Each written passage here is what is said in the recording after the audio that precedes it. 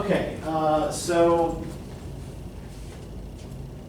one thing that I just want to do real quick before we get started today, we're going to start by going over the homework assignments from last time, and then we'll get into discussing some of the stuff that was in the chapter you were to have read for today. But I want everybody to read chapter 2 for next time, right? And there are 2 exercises I want you to do in chapter 2, and I want you to think of them as 2 parts of one exercise, right? Use the try this exercise as scratch work for the assignment on page 68. So what the assignment on page 52 is going to ask you to do is a timed free write, right? So I'm going to send you an article that I want you to read. And what I want you to try to do is pick from that article one really short quote, right? Preferably something that's as short as a single sentence. And I want you to give yourself 20 minutes, and I want you to write about that quote and try to pick out all of the things you think that quote implies, right? And we're going to discuss how to do that today.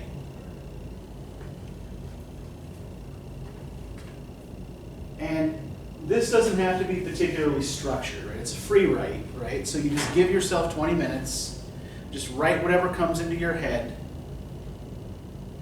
And the key with free writing is to keep writing, right? The logic behind free writing is that as your hands are moving, it stimulates your brain as well, right? So writing actually does help you think through something, because it's connecting muscle to brain. So give yourself 20 minutes on a single quote, and just try to pull out all the ideas you can, right? And then assignment 3 on page 68 is going to ask you to look for underlying assumptions in the piece that you read, right? What does this piece seem to assume you think, or assume to be true, right, without actually stating it? So again, what you're doing is looking for things that the piece implies, right? Now, does everybody know what it means to imply? Okay, what does it mean when you imply something? Say it without actually saying exactly what it is. Yeah, it's something that's suggested, right, without being clearly stated. Yeah, it comes from the Latin word implicare, which is a verb that means to fold in. So you can think of implications as ideas that are kind of folded into the things that we write, or the things that we say, or that we read, right? Does that make sense? So when we're writing, we want to think about implications as part of a longer chain, right? So we typically start by making observations. Right? We start in by examining things closely and in detail. And then we start to think about what those details might mean, right? What sorts of ideas they might suggest to us. So let's go back to something we started last time, right? When we talked about, say, like, what it means to dress professionally, right? What do you remember we noticed about professional dress? What does professional dress usually look like? Collar shirts, slacks. Okay, yeah, especially for a man in particular, collared shirt, slacks, right?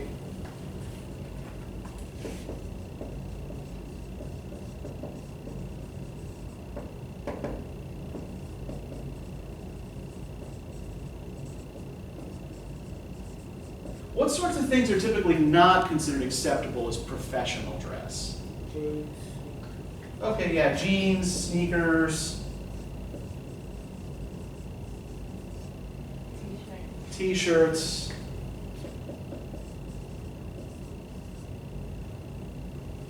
And generally, like, nothing particularly outrageous is considered professional, right?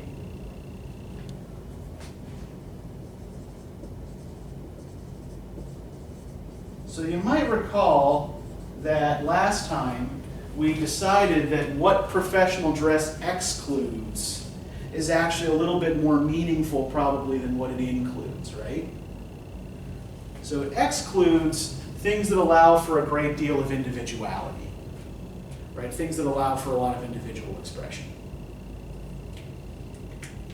So our observation is about what professional dress looks like and doesn't look like, right? We ask ourselves, right, so what? Why does this matter, or what does this mean? And then the implications we reach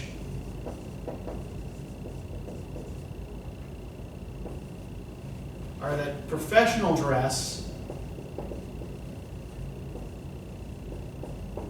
discourages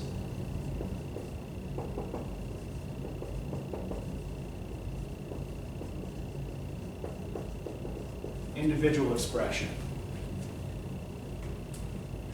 Now, what we want to do with this, right, we're not done with our thinking chain here. We're not really quite to an idea yet that is arguable. So what we want to do is ask ourselves, so what again, right? So if professional dress tends to discourage individual expression, why does this matter? What does this tell us, say about the professional world?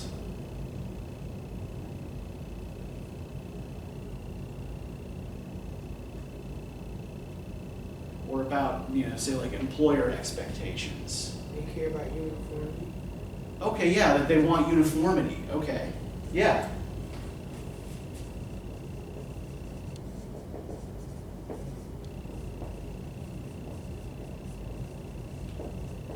Good.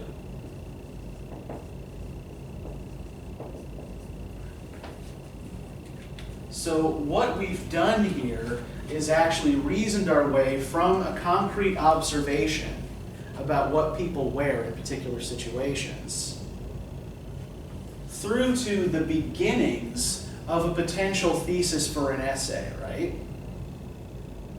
Something along the lines of, since professional dress tends to discourage individuality,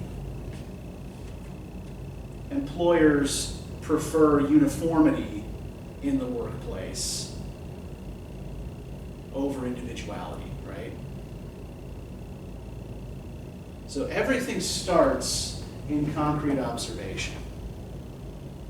And you just keep asking, what does this mean and why does this matter? To pull out possible implications until you can reach a general conclusion, right?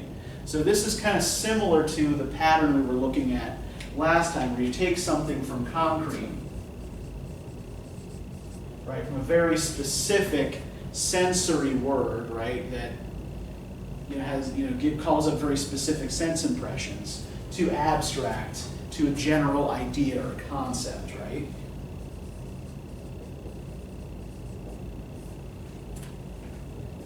The point here is that everything has to start in the concrete before we can make any kind of abstract argument about it, right? So does everybody, I think, from the homework I gathered that most of you understood basically what the distinction is between abstract and concrete. Does anybody feel like they need to go over that a little bit more, or like you were confused about that?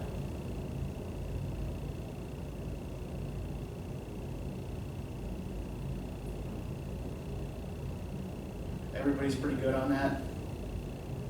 Okay. So then what I would like us to do is go to the end of chapter 1 and the assignment that was due for today, right? And I just want to quickly go over this to make sure that everybody's understanding what it is you're being asked to do here, right? So what the assignment is asking you to do is to do what the textbook calls the method on a reading, right? Now, if you read the chapter, you get a pretty clear idea of what the method is, right? but maybe it would help if we just kind of went over some of this stuff, like what to do and what not to do.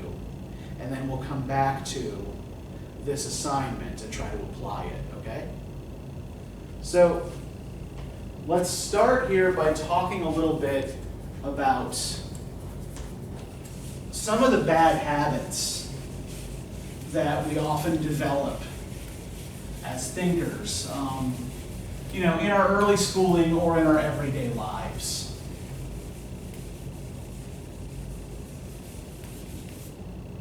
So, when you, say, watch a TV show with a family member, or you go to the movies with a friend, what's your first response typically to that TV show or that movie? The name. Okay, the name. Okay, sure.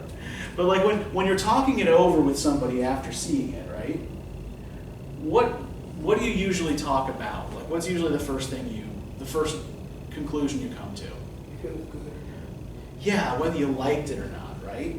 So we have this kind of evaluative instinct, right? We want to jump to a quick conclusion about whether something was good or bad. And if it was bad, we often don't really push much further into that, right? The same thing if we thought it was good, right? We often kind of consider it enough to think, oh, this was good or this was a piece of shit, right? The problem with that is that it shuts off analysis too quickly, right? If all we care about is whether something was good or bad, then we're not really picking it apart and thinking about what it's doing or how those parts fit together, right? And look, in most areas of our lives, that's fine, right? Does everybody need to go and write a complex analysis of the new Thor movie? I'm going to say probably not. I hope you agree with me. But it would help us in most situations, particularly any kind, when we're expected to study something, right? To suspend judgment.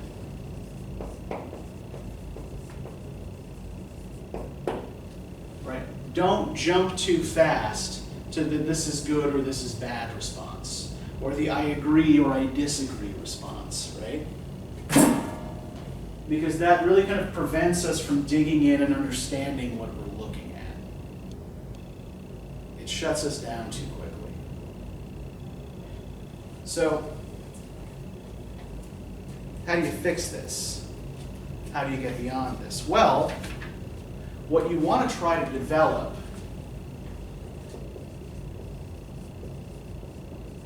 is what the Romantic poet John Keats in the early 19th century called negative capability. So it gives you in the textbook a short quote describing what negative capability is, but I think I wanted to give you the fuller quote from Keats because I think that'll help us understand a little better what exactly this is, or what exactly he means by this, and how this can help us. So can I get a volunteer to read this for us? I know some of it's a little bit, it's early 19th century English, so some of it's a little difficult, but just power through it. Either of you. I have been out too much lately with Horace Smith and his two brothers, with Hill and Kingston, and one Du Bois. They only serve to convince me how superior humor is to wit and respect to enjoyment. These men say things which make one start, without making one feel. They're all alike. Their manners are all alike. They all know fashionables. They have a mannerism in their very eating and drinking, and their mere handling with cancer. They talked of King and his whole company.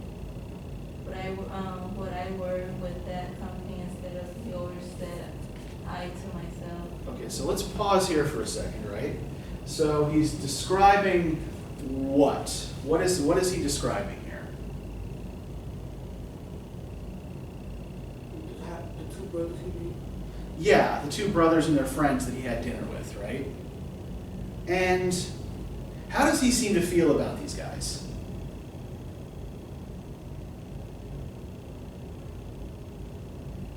What does he think of them?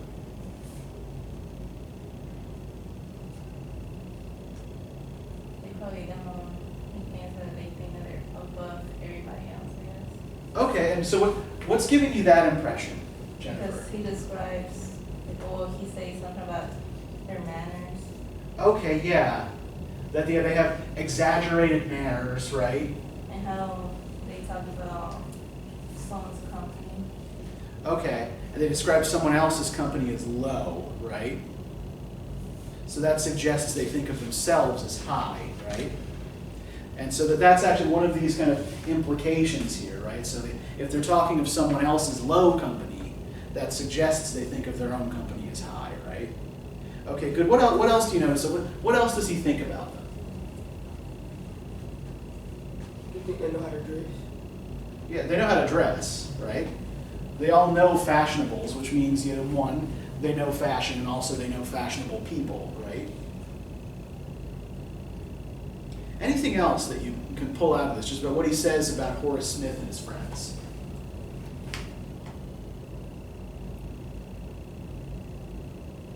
What about the way that they talk? They seem very proper. Okay, how so? What seems proper about it? The last sentence we stopped on, Uh-huh. we said, when I work with that company instead of yours, said I to myself. Uh-huh. Okay, yeah, so what he's saying here is that he's wishing that he was hanging out with Keene and his low company, right? Rather than with these assholes. But I want to focus here for a second on the sentence that starts, these men say things which make one start. Right? These men say things which make one start without making one feel. So what does that mean if they say things that make you start? What does he mean by that, do you think? They say things get on your skin. Yeah, they say things just to shock or surprise you, right? Rather than to actually make you feel or think about something, Sort of right? arrogant. Yeah, arrogant, and also these are the kind of guys who always have to have something to say in every situation, right? They're always reaching for the witty retort or the quick answer, right? Rather than exploring a subject deeply. So we can compare this then to what he says about the person with negative capability. So Morgan, can you read the rest of this for us, starting with I had not a dispute but a disquisition. I had not a dispute, but a disposition with Duke on various subjects. Several things diverted in my mind, and at once it struck me what quality went to form a man of achievement, especially in literature, and which Shakespeare possessed so enormously. I mean negative capability. That is when a man is capable of being in uncertainties, mysteries, doubts, without any irritable reaching after fact and reason. Okay, good, thank you. So, what does he mean here by negative capability? What do we usually mean when we talk about capability, right? Having the capability. What you can do. What you can do, yes, right? We're talking about your positive ability to perform some action, right? So what does he mean by negative capability? I mean, they can't perform the action. Unable to. Does it mean that that someone with negative capability is unable to do things? But they do it in a bad way. Doesn't try. You know? Keats actually means negative capability as a good thing. Right, so negative capability, he says, is when man is capable of being in uncertainties, mysteries, doubts, without any irritable reaching after fact and reason. So think about what he said before about these witty jerks that he doesn't like, right? That they've always got the right word and action for every occasion, right? Negative capability is really kind of exactly the opposite, right? Instead of needing to have something to say quickly all the time, right? It's having the capability to step back and not force yourself to have an answer. Does this make sense? Everybody get it? Okay, yeah, so it's about being able to kind of sit with the information longer and think it through and kind of let it boil, let it percolate before you try to do anything with it. So negative capability is really kind of the capability to hold back from having an idea too quickly, right?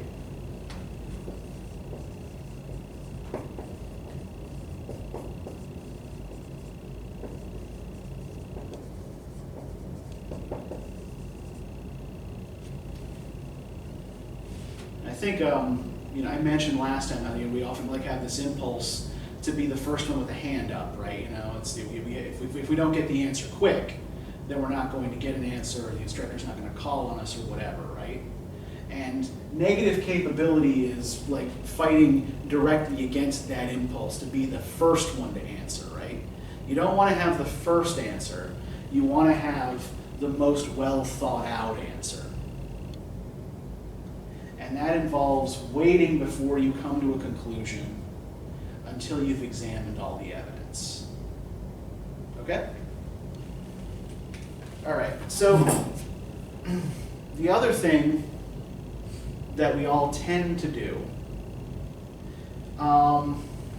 is assume that the way we see the world is normal and natural, and the things that we take to be true are common sense, and anybody who doesn't see the world that way lacks common sense, right?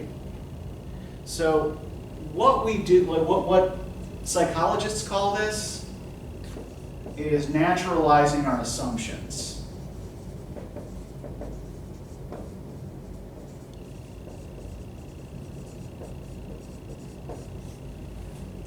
Right? Seeing the world only through the prism of our own perceptions and experience. So let's pick apart for a second how this works, right? So as you can probably tell by my accent, I'm not from here. Right? Surprise, surprise, right? Ooh, big reveal. So I'm from Northeast Pennsylvania.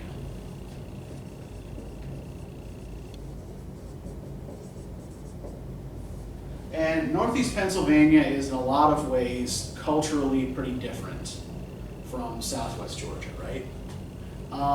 It is predominantly Catholic, mostly descendants of Polish and Irish immigrants.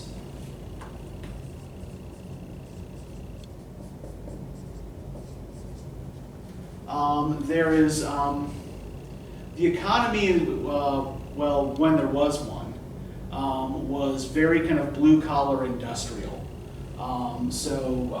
Lots of manufacturing, lots of mining.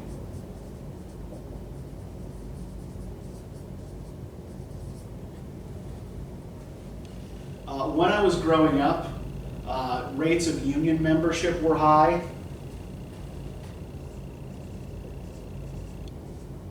And people tended to vote for relatively centrist or conservative Democrats.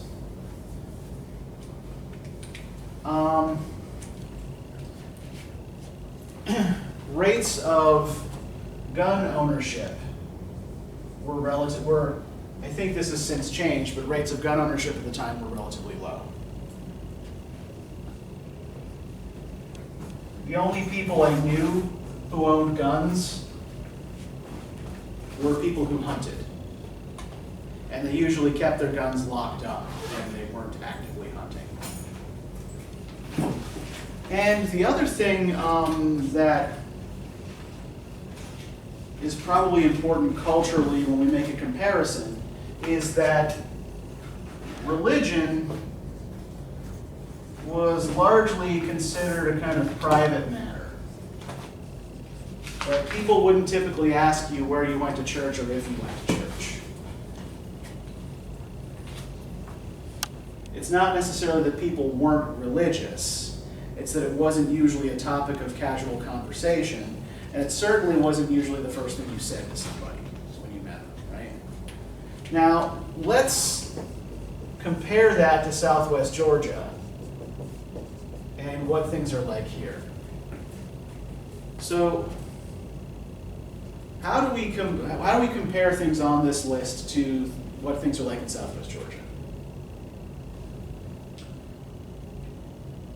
In Georgia, mostly everybody's Christian.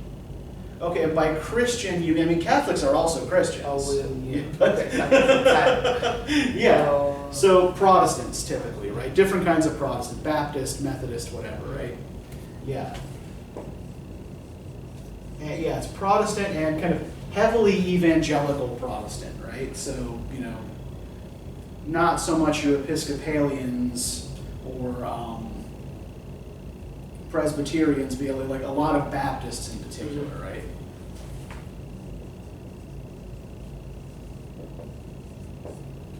Okay, what about in terms of the ethnic background in Southwest Georgia?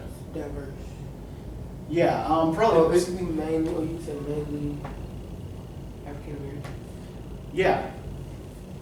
Sumter County in particular is mostly African American, right?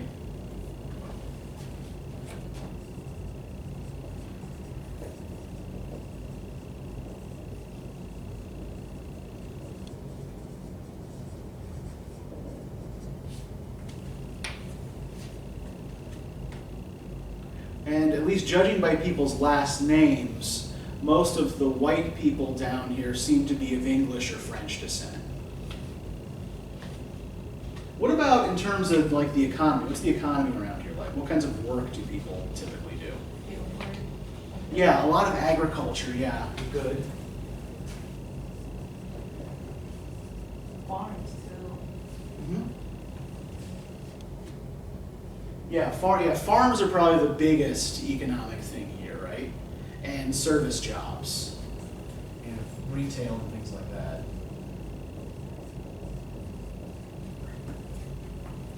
What about in terms of politics? I would say Republican. Yeah, and it kind of depends on where you are in the region, right? Depends, like Republican, Democrat. Yeah, yeah, and I think it's kind of, A mixture. yeah, I think, we usually, like, our congressman is a Democrat. But it's, yeah, the whole area is a little bit more kind of purpley, right?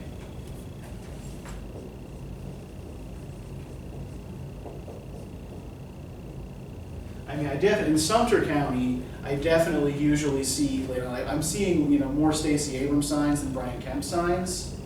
But if I go out, to Marion or Sly County, right, it's the exact opposite. What about guns? Yeah, yeah, a lot of guns, and people often carry them openly or leave them in their cars, right?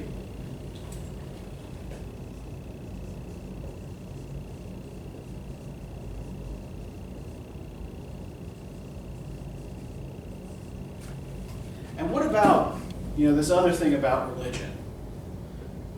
Do people want to talk to you about church? Really? What do you think the first question somebody asked me when I moved here was? What's your religion? Well, not specifically, right? But what they said was, have you found a church home? So it's been my general experience, at least, that people, that church seems to be very central to people's social lives, and in a way that it's not where I grew up. And people are much more open about religion and about church attendance generally. That may vary from congregation to congregation. But yeah, like my experience when I came down here was that people were itching to at least feel me out about this, right? And this actually kind of leads to the whole naturalizing our assumptions thing, right? Because that's not normal where I come from. My response to this was kind of prickly, right? It's like, why the hell do you want to know that, right? How is that any of your business? Like, back off, leave me alone. And they weren't trying to be invasive, right? They were trying to be welcoming, and it's just, hey, come to our church. But the way the question was phrased, because I wasn't used to this, right, seemed to me nosy, right? Invasive, you know, like, mind your own business, right? Because I think that's another thing, another cultural difference between the Northeast generally and the South, is that generally we don't usually talk to strangers unless we have a reason to. Right? The rudest thing you can do is waste somebody's time. Whereas here, it's more impolite not to talk to someone, right? If you just run into somebody walking down the street. Now, when I first come down here, I've been here, less than a week. This is, my first teaching job at a grad school. And I'm outside, I'm out walking my dog at night. And these two guys pull up to me in a pickup truck. And the window rolls down. And all I know about the Deep South at this time is what I've seen in movies, right? So, like, I'm assuming everything's like Deliverance. That, there are hillbillies lurking everywhere with banjos and guns, and they're going to try to kill me. So this is what I thought was going to happen. Like, oh shit, I'm going to die. So a guy sticks his head out the window and says, "Excuse me, do you drive a Kia?" It's like, yeah, which also was weird because I wasn't used to living in a town that was small enough that people knew what car you drove if they didn't know you. And then he just wanted to know if the car got good gas mileage because he was thinking of buying one. And then he drove away, right? So because I wasn't used to people doing that sort of thing, and because of negative images I had about the region from other things I'd seen growing up, right, I assumed a situation was going to be dangerous that wasn't, right? That was completely benign, right? The guy was even perfectly polite, right? It was totally fine, right? So when we assume everything kind of fits to our particular preformed worldview, right, or should, we tend to make mistakes in our thinking. So what we need to try to do is judge things on their own terms, right? This means understanding, say, things that you're reading on their terms and not simply through the prism of your own experience, right? So one of the things that we don't want to ask ourselves too often is, can I relate to this, right? What we want to think about instead is, what is the author's worldview here, right? What worldview is being expressed, and how can I try to relate what he's saying, what he or she is saying to that, right? So you want to try to get into the writer or creator's point of view and sympathize with that, rather than trying to read it simply through the prism of your own experience. Okay, any questions about this? Okay, great. Now, this next point gets to why I wanted you to do that whole abstract concrete exercise in the first place, right? When we don't really know what to do with something we're reading, we often tend to make a lot of broad generalizations, right? Often expressed in kind of vague and fuzzy words, like vivid imagery, or this was interesting, right? If we can if we can make our own language more concrete and more specific, right? It helps us to break that kind of generalization trap, where all we're saying is things that are broad and vague, rather than things that are rooted in actual detail, right? Okay. So this is a lot of kind of what not to do, right? Except for the whole negative capability thing. This is the thing you should be doing and embracing. So what do I think you should be doing, right? First,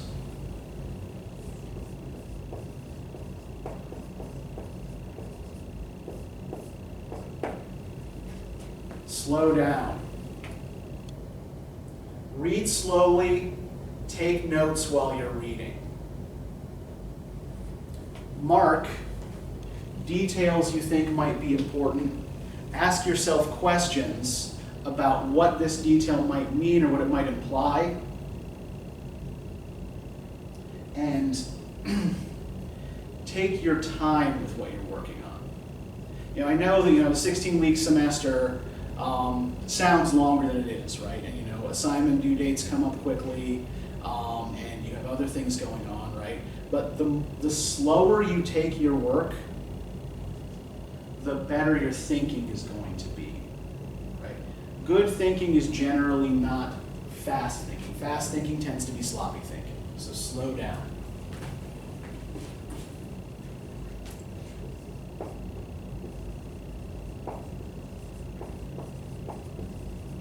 Give yourself time for careful observation, right? You want to pick out important details.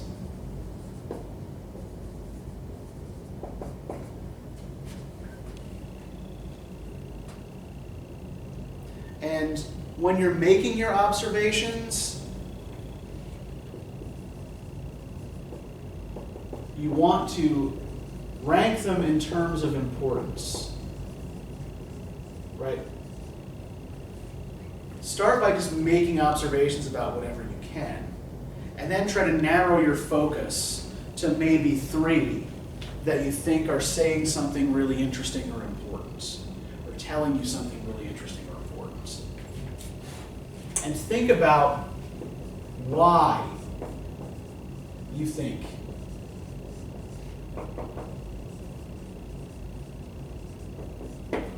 these are the most important details, right? Why did you choose these? What about them led you to them? And try to keep it in the realm of the concrete rather than the abstract, right? Try to connect it to specific sensory impressions that are conveyed. And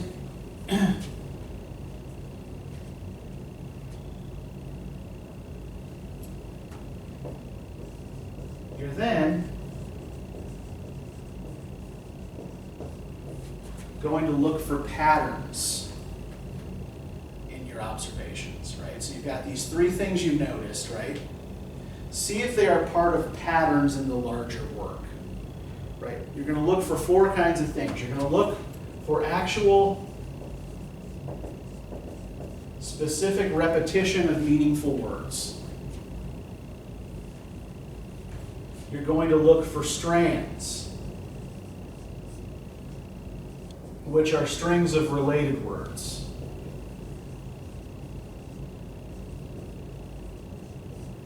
So, for example, if the word horse recurs 6 times in a paragraph, right? That's a repetition. But if you see the words stable, main, groom, saddle, right? That's a strand relating to horses, right? The thing that all these words have in common is that they're all words that have to do with horses. I don't know why I picked horses. Anyway. You're also going to want to look for binaries, which are contrasts around which a piece is organized, right? So if we think back to the Keats thing that we just read, right? What 2 things is Keats contrasting with each other? Low company and high company. Okay, that's one implied comparison, yeah. Low company versus high company. And he seems to have a relatively low opinion of Horace Smith's supposed high company. But what's the main binary? Negative capability. Okay, a negative capability would probably be one side of it, right? And what does he seem to be opposing to that?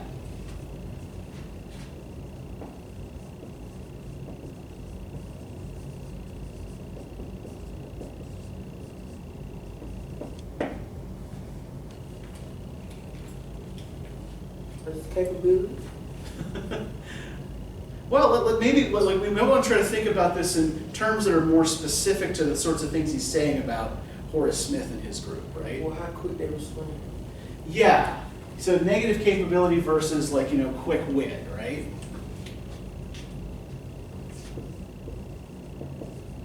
Yeah, and these are both examples of binaries, right? That you could kind of pull out and examine more closely. This is probably the more important, bigger binary because it seems to be the organizing principle of the whole piece. But this is one that certainly tells us a lot about the social world that Keats is talking about, right? Please, I have a question. Yeah. Is this a part of the assignment, like the assignment around the or part, the country? Yeah, so this is all going to help you complete really all of the assignments we're going to do throughout the rest of the semester, right? So if Go ahead. so if I were to pick that, I would have to put like how we just did low coming versus high coming, but explain why I'm saying that, or Yeah, exactly. You would have to kind of draw out this is what I think is the main important comparison here. This is where it's coming from in the text, right? And this is why I think this matters, right? This is what I think is going on here. And yeah, this is kind of what we're our main focus of practice today. The last thing you're going to look for are what are called anomalies. And anomalies are things that don't fit a pattern.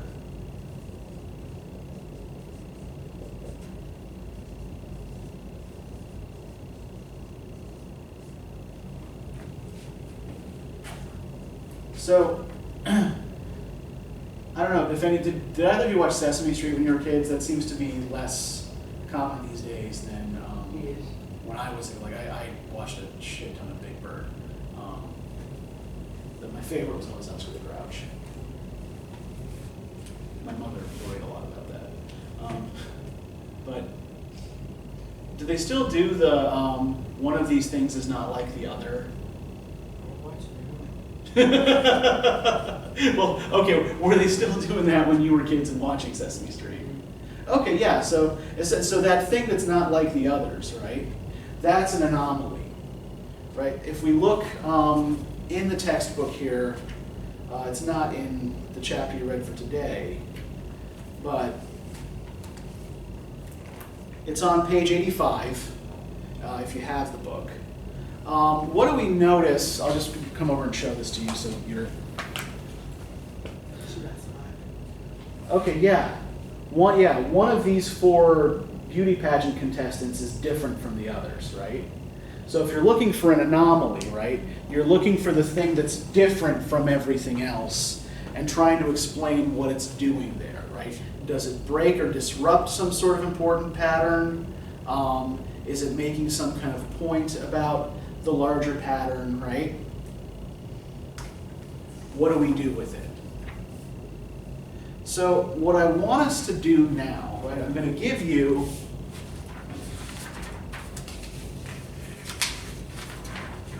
the lyrics it's an old country song from the early 70s. And I want you to try to do some of this kind of work with this. I want you to just go through it, and I want you to look for repetition, look for strands, look for binaries. If you can find an anomaly, right? Just try to find patterns in these lyrics that you think might be meaningful or interesting. The other thing you want to do here, right? You remember when we talked last class about connotations, right? The kinds of ideas that we associate with particular words, like how rose has these associations, like not just with a specific flower, but also with romantic love and beauty, and also with danger and pain, right? So yeah, try to pull out the connotations of some of the key words in this as well. And take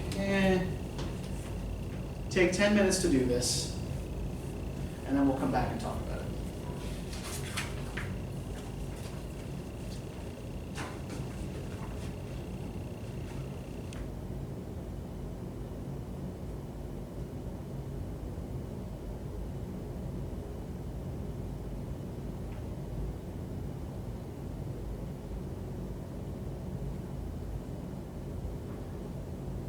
And I don't need these back, by the way, so you can go ahead and scribble on it.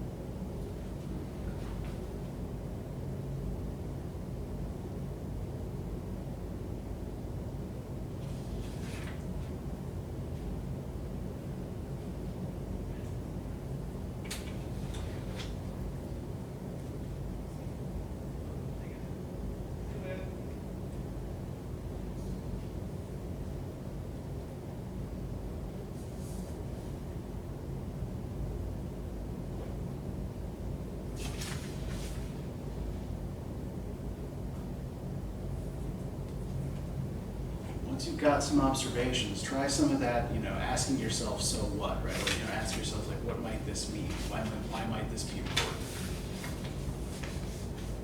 What does this imply?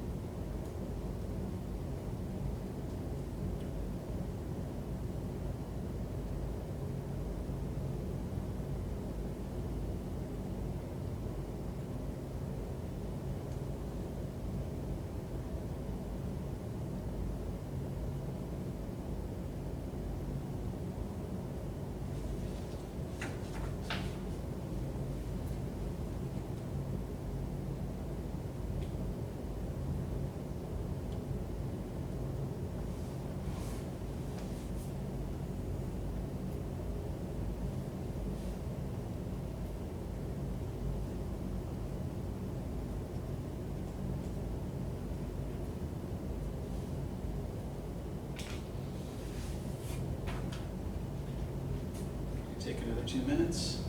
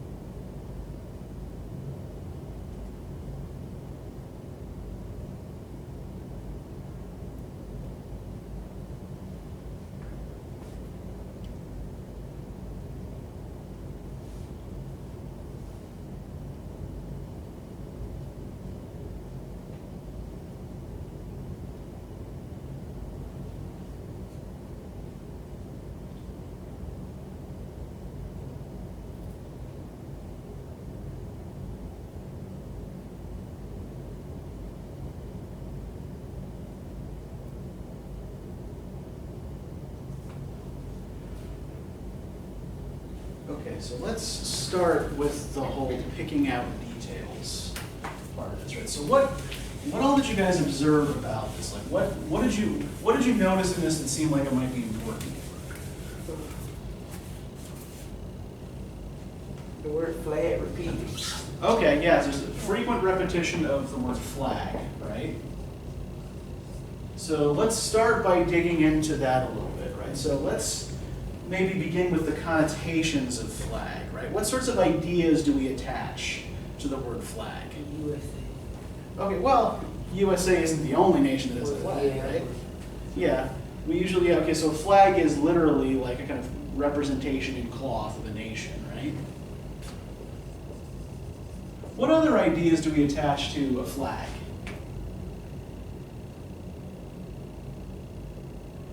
Unity.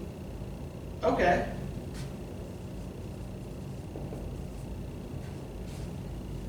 What else?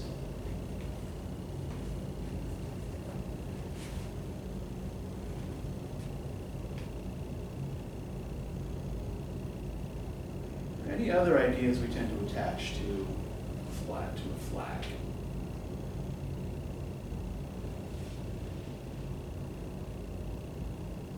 When you go and plant a flag somewhere, what are you doing? Like if you sail to an island and you plant your flag there. I'm not going to. Yeah.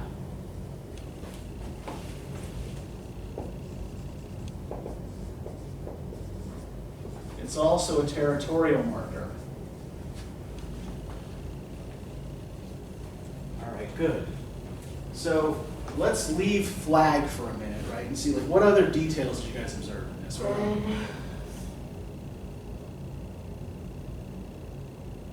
Okay. The part about your flag, you can't want to get you to heaven and you are overcrowded from your dirty little war. Mm-hmm. It was suggesting like maybe a soldier on the opposing side, or like Confederate, redneck or something like that. Okay. Well, are there other things about the song that suggest redneck? Yes. Okay, like what? A truck. Okay.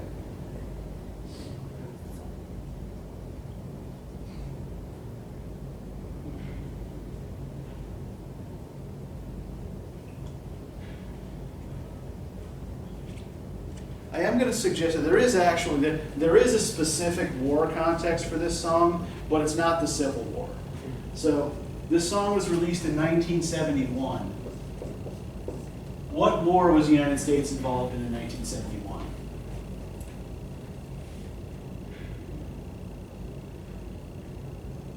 Virginia. Pardon?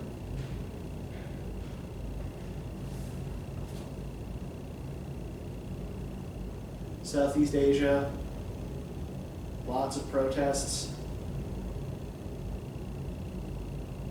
Oh man, I'm going to have a word with your history teachers. 1971 Vietnam War. I thought we learned about was the French Indian War. Wait, your American history class stopped that early? Oh, I think by the time I was taking American history, we got out for the pandemic. So okay, so this yeah. can be attributed to kind of learning loss. Yeah, it's just things that didn't get covered because of COVID. Okay, right. So yeah, so this is the 1971 is the Vietnam War. So yeah, there is a war context here, right? Okay. Other things that you notice in the song. What else do you observe about this? I thought the Betsy Ross part was an anomaly. Probably because I didn't know what it meant. Okay, so Betsy Ross supposedly, according to legend, sewed the original U.S. flag.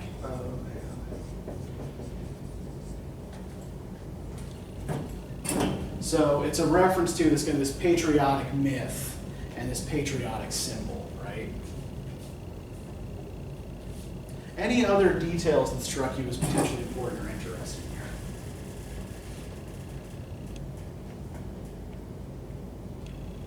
Jesus. Okay, yeah, there's a frequent mention of Jesus here, right? And in what context here, right? What's Jesus doing here?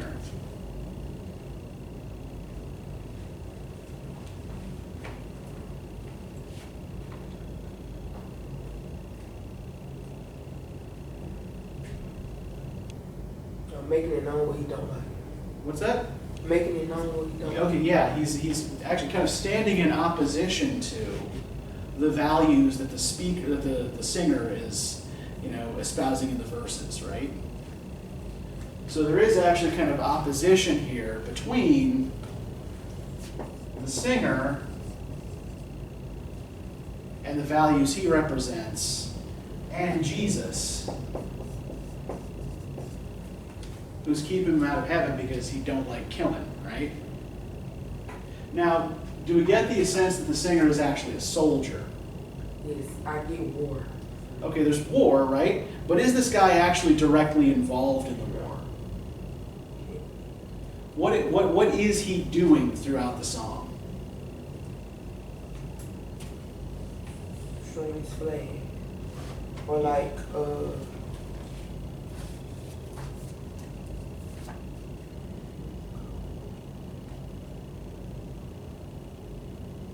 he's showing like, I would say appreciation.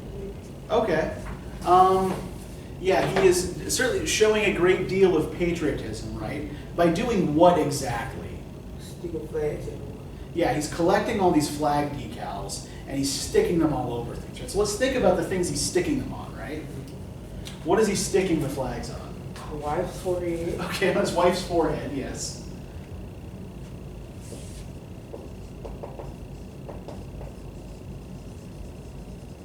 And where else? The car. Yeah, and where specifically on the car? Windshield. The windshield of his car, yeah.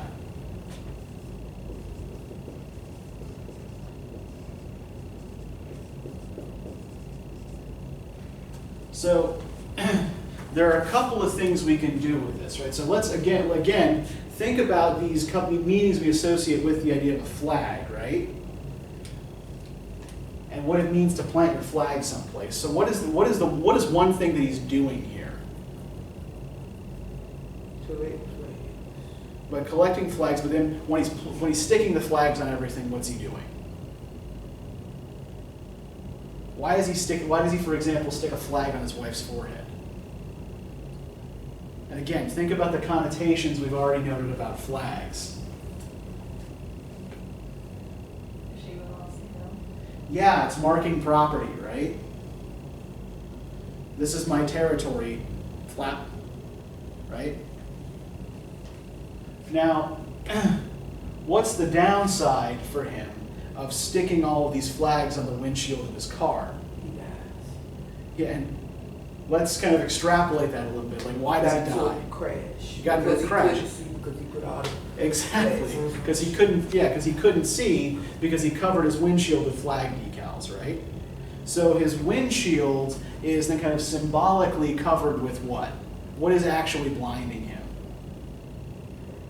Wait, say it again. So thinking in symbolic terms here, right? What is he blinded by? Again, if we think about the things flags represent. Patriotism. Yeah, good.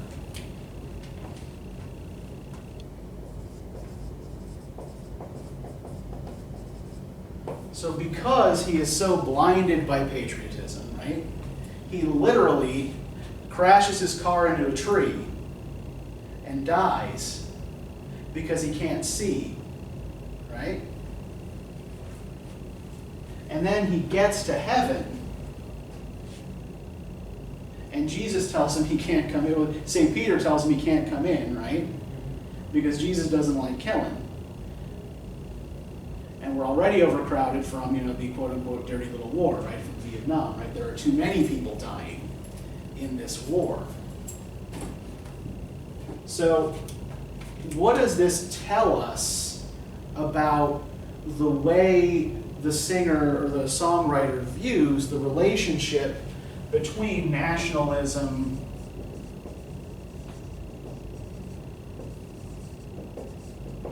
and religion? Being too patriotic about nationalism, whatever you want to get you in. Okay, yeah, I think we're thinking along the right lines here. I think part of what Prine is arguing here, he is making an argument about nationalism, right? my country right or wrong, being antithetical, right, being opposed to the tenets of a religion that says don't kill people, right? Which actually is basically all religions say don't kill people in cold blood. But yeah, and I think we have to take into account the blinding effect here as well, too, right? That he doesn't see what's coming up on it, right? Because he's stuck all these flags on the windshield, right? He doesn't see not only the tree coming up, right, but the things that the country is involved in, right? The negative associations we attach to that flag. Now, there are other things we could probably do with this. We're running out of time because I said I'd let you go a little early because we started early. But we could do something, for example, with the fact that flags are being handed out at the bank, right? Something about the relationship between capitalism and patriotism, right? The fact that he finds his first flag in a dirty bookstore, right? Is everybody clear on what dirty books means here? What kind of story he's actually in? While digesting Reader's Digest in the back of a dirty bookstore, he's in a porn shop. So there's an irony from the beginning, right? It's like I'm getting these patriotic values in a place where, where sex is literally sold, right? All right, so this is the kind of analysis that I want y'all doing with things like that paragraph in assignment, the first assignment from last time, right? This is also the kind of thing I want you to try to be doing in your free write, right? Now, the other thing I want you to try to pull out of the free write, right? So we're pulling out stuff here that John Prine is implying in this song, right? In the article I'm going to give you, I want you to try to do the same thing, right? Look for one major implication, right, or one major unstated assumption. And again, reading the chapter will help you figure out how to pull out these unstated assumptions, right? So follow the processes we use today at the end of class, and follow what the textbook is asking you to do when it talks about uncovering assumptions, and you should be fine. Okay, anybody have any questions?